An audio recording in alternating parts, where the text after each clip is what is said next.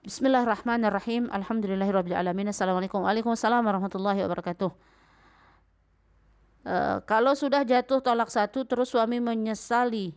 Jadi kalau mau kembali atau rujuk disaksikan dua saksi ya. Itu pertanyaannya. Baik.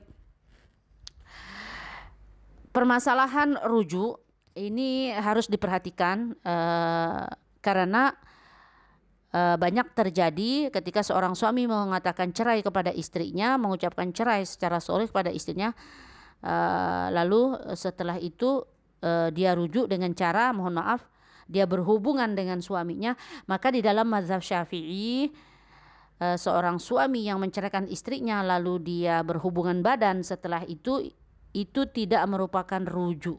Kalau dalam mazhab Syafi'i, karena dalam mazhab Syafi'i ini lebih hati-hati, lebih teliti. Landasan syar'inya bahwa ketika seorang suami ini menceraikan istrinya, maka jatuh talak. Ya. Ketika sudah jatuh talak, maka wanita ini tadi yang notabene itu adalah istrinya tadinya, setelah dicerai menjadi mantannya, ini sudah menjadi ajnabiyah. Maka kalau sudah menjadi wanita asing, maka haram dia berduaan. Haram dia bersentuhan. Apalagi dia mohon maaf, dia jima, maka haram hukumnya, tak boleh. Maka itu tidak merupakan rujuk dalam mazhab Syafi'i. Lalu bagaimana caranya rujuk dalam mazhab Syafi'i? Dalam mazhab Syafi'i, cara rujuknya mesti ada ikrar. Seperti halnya orang yang menikah, ada ijab dan qabul. Dalam menikah ada ijab dan qabul. Tetapi dalam rujuk ini tidak ada ijab dan qabul, tapi ikrar saja dari mulut seorang suami mengatakan ana raja'tuki atau aku rujuk kamu dek, maka baru boleh seorang suami ini menjima istrinya.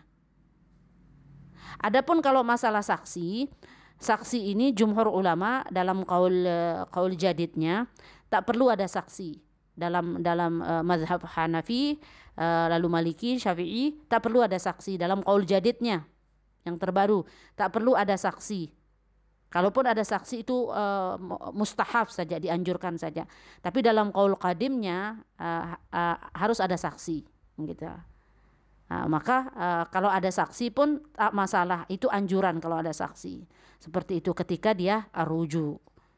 Jadi lebih kurang seperti itu. Allahu a'lam bishawab. Barakallah.